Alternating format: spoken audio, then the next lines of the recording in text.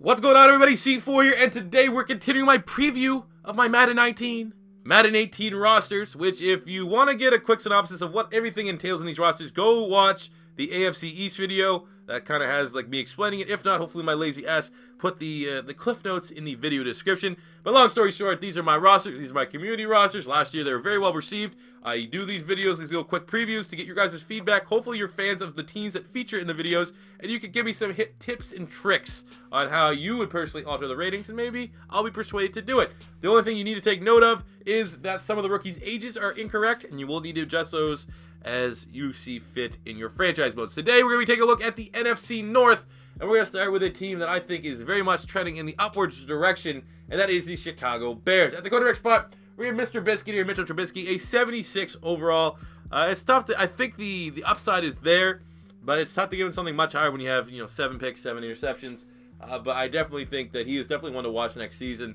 Might have a little bit of a Carson Wentz type turnaround from year 1 to year 2. Maybe not. I'm not saying he's going to be an MVP consideration, but a little bit of that. A little dabble of that. Maybe a splash of that. Maybe finish with like 30 touchdowns and 15 picks, something like that. We'll get into like the high TDs. The running back spot, we're giving Jordan Howard here at 87 overall. One of the most underrated running backs in football. Finished with 1,200 yards, 9 TDs last year. Tariq Cohen, one of the most electrifying players in the NFL last year. We'll give him an 80. He finished with 700 yards from scrimmage and 3 total touchdowns, plus was an absolute dynamite player on special teams. Fullback here, we have Burton. Wide receivers, Allen Robinson, AR-15, coming over from the Jacksonville Jaguars. He's an 86 overall. That was a tremendous weapon. I love that move from them. Brings a nice dimension. They got Taylor Gabriel coming over from the Falcons. Speedster. Again, I like these moves. They got Anthony Miller later in the draft. I love him. I think he's one of the more underrated wide receivers in the draft. Could probably start day one as their slot guy. Very nice. And a low-key thing, if somehow, some way, Kevin White can stay healthy, he's in a contract year, there's a chance he might ball out for you. Wouldn't get your hopes up, but there's something there. There's a little sizzle for Kevin White, the wide receiver spot. Tight end, they got in Trey Burton from my Philadelphia Eagles. He's getting a 79 overall. The Philly special man himself, really underrated. Played a little bit of slot wide receiver, mostly was our backup tight end, but just a Swiss Army knife on the offensive side of the ball, and I think he's going to be a guy that can probably fetch you between 700-800 yards, 5 touchdowns maybe a little bit less in the yardage department because you have your receiving weapon. So I'm going to say right now Trey Burton will finish between 500 and 600 yards and 5 and 6 touchdowns, somewhere in that range. But that's good value. And you got Shaheen here, some rookies.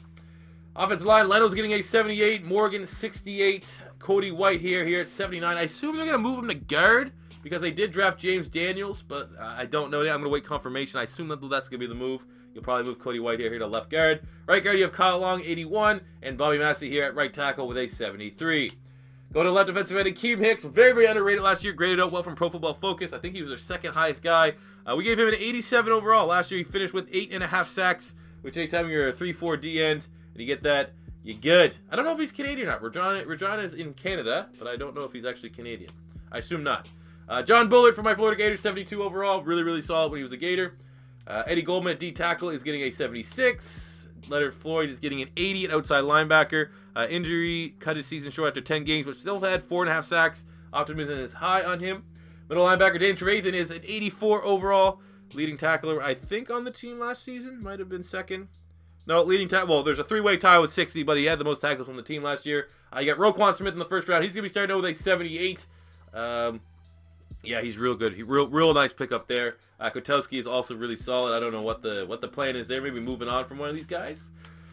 Right outside linebacker Aaron Lynch coming over from the Niners. We'll start off with a 77. Going to the secondary, we're giving Kyle Fuller here at 84 overall. Bounce back year from him after there was rumors he's going to get traded last season. 2 interceptions, 22 pass deflections, almost 70 total tackles. Mukamara is getting a 79. I think he had a pick. I didn't even get a single pick last year. Callahan here is getting a 79. He had 2 interceptions last year. Really solid nickel corner. The safety spot, Eddie Jackson, 83 overall. Really good rookie. Had 2 interceptions. One of those was a pick 6 pass deflections, almost 70 total tackles. Really good. Just, pretty much if you see an Alabama safety, just draft them. Then Adrian Amos was their highest graded player on Pro Football Focus, so we're giving him a 90 overall. Production was pretty decent last year. Had an interception. That was a pick 6, 3 pass deflections, 67 total tackles. Was really solid in coverage. Yeah, man, this was like another one of those things where Bears fans kept shitting on me when I said he was solid. They're like, no, we need a safety, man. We have to go safety. I was like, Amos is solid, and then he had the year he did last year. So trust me.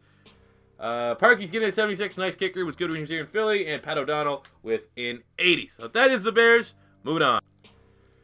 Now we're coming up on the Detroit Lions. So at the quarterback spot for the Lions, we gave Matt Stafford an 87 overall.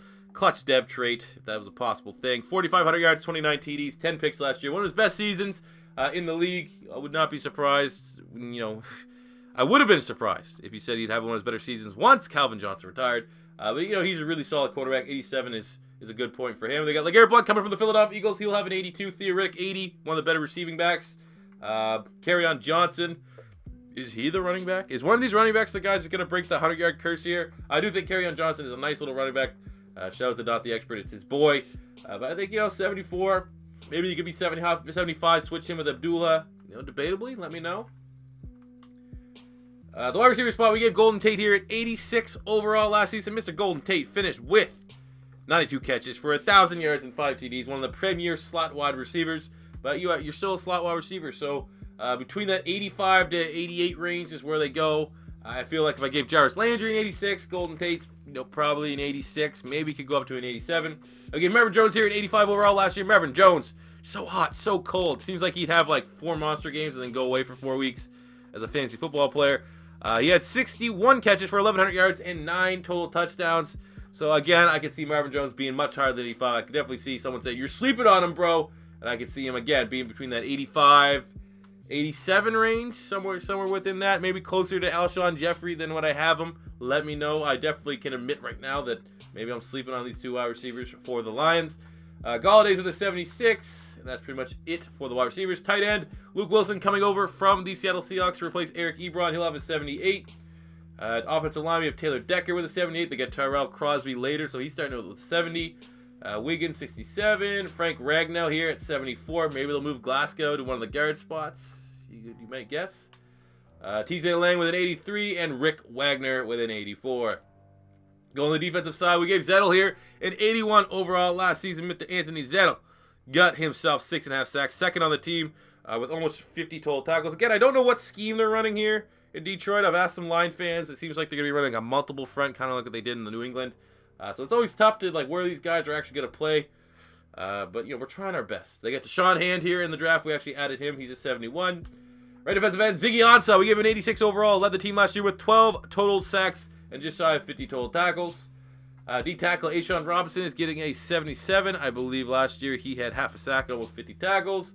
Sylvester Williams coming over from the Tennessee Titans. Still not the best, though, at D tackle.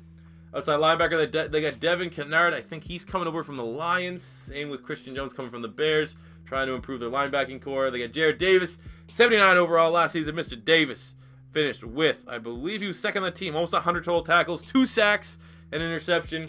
One of the better linebackers at stopping the run.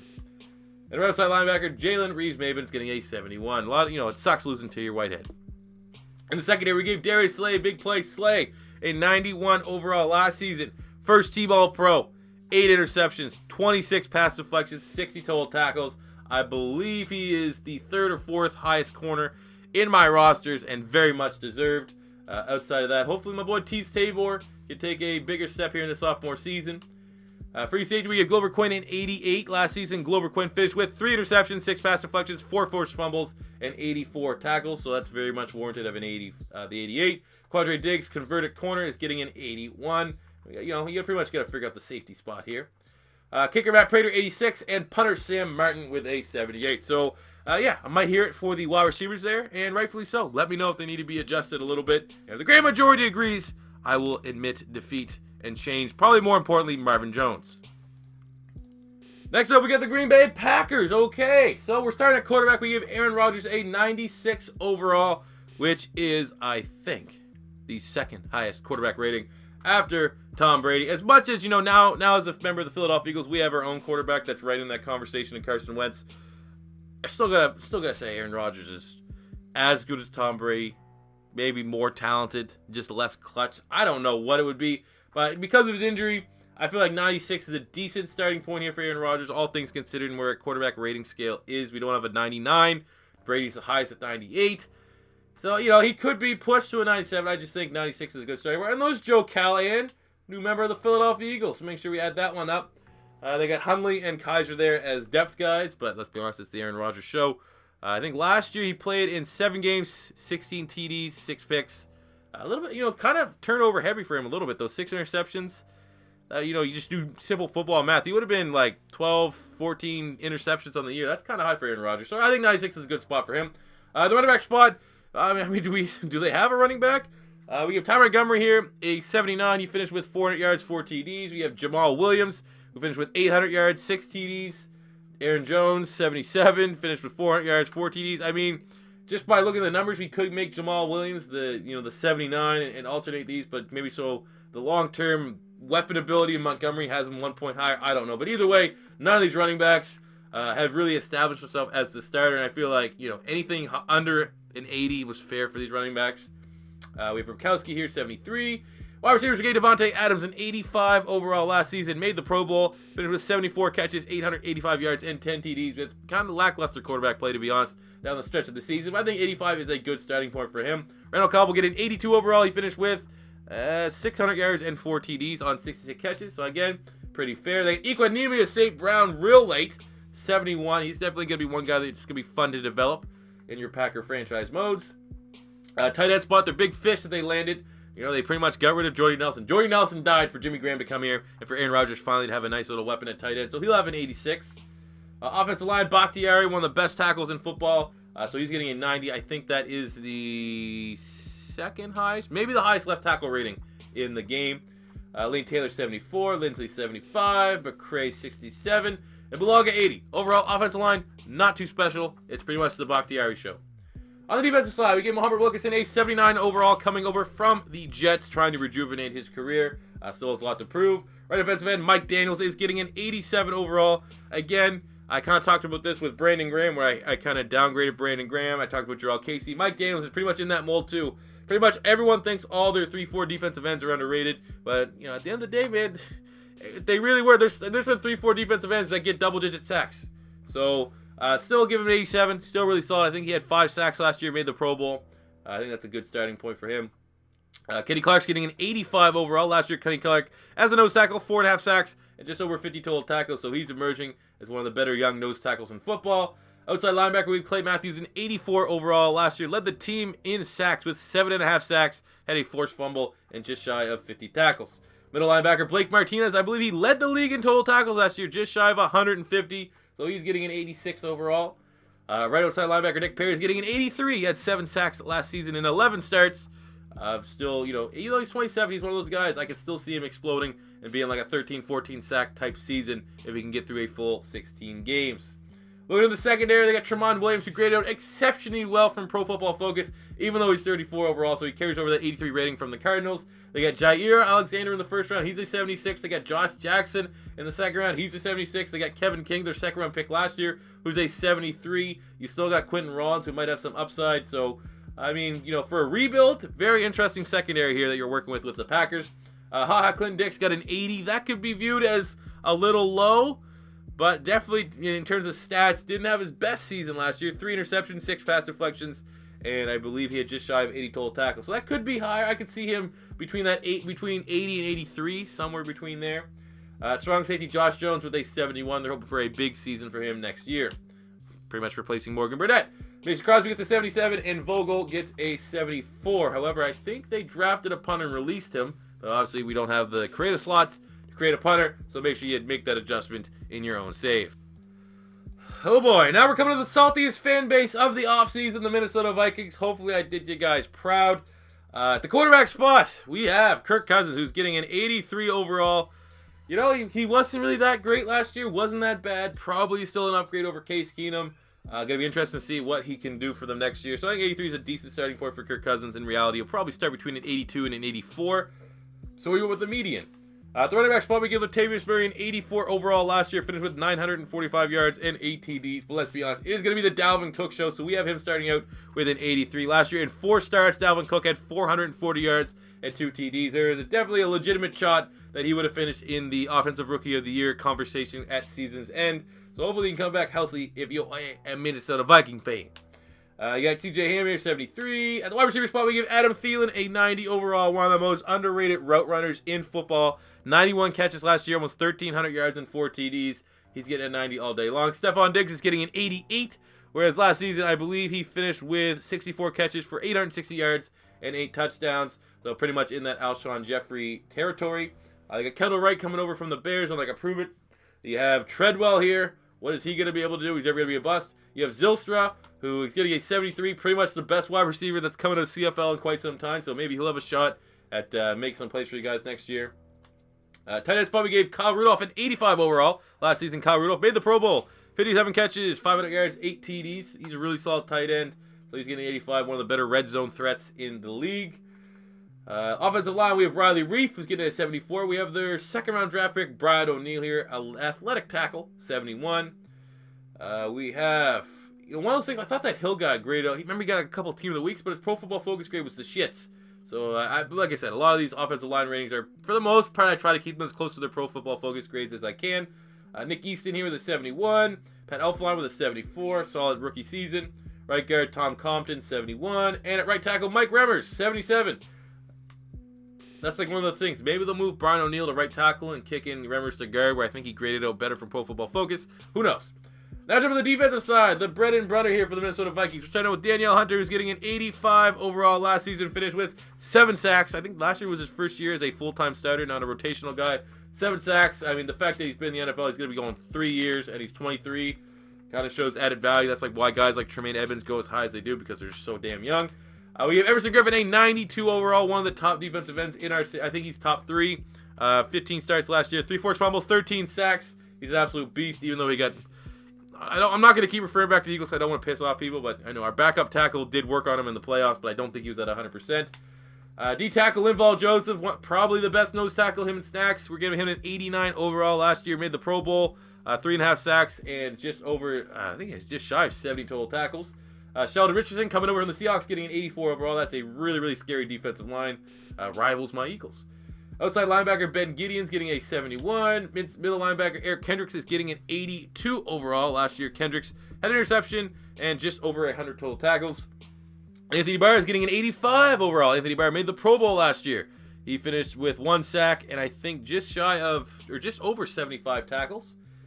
Secondary, Xavier Rhodes getting a 92 overall, one of the best corners in football. Probably one of my favorite corners in football. I really like his no-nonsense approach and how he likes to just absolutely just get in Odell Beckham's head. He made All-Pro last year, 2 interceptions, 10 pass deflections. He's a beast, so a 92 overall for him. You have Trey Wayne's nice little season. Mike Hughes, the first-round picks, getting a 74. Decent corner core. And they did re-sign Terrence Newman, so we'll make sure you make that move in your free agency period. Free safety Harrison Smith is getting a 99 overall. He was just absurd last year. Pro Bowl, first-team All-Pro, 5 interceptions, 12 pass deflections, the second half. Just shy of 80 total tackles. He's one of the few 99s. I think there's only 4 or 5 over 99 overalls. So you salty Viking fans, there you go. You got this one. Sendejo is getting an 85 overall. I think last year he had 2 interceptions, 7 pass deflections, and just over 70 total tackles. Kicker Kai Forbath with an 80, and punter Ryan Quigley with a 79. I think they did trade to draft a kicker, but again, limited roster creation spots. It was Daniel Carlson from Auburn. Was probably the best kicker in the draft. Credit where credit's due, but it is what it is. So there you go, guys. Those are your ratings for the NFC North. If you agree or disagree with any ratings you saw here today, let me know in the comment section below so I can make adjustments if I think that you made a valid point. As always, if you're first time stopping by, don't be afraid to hit the subscribe button to get access to these rosters when they become available. And until next time, it's C4 saying peace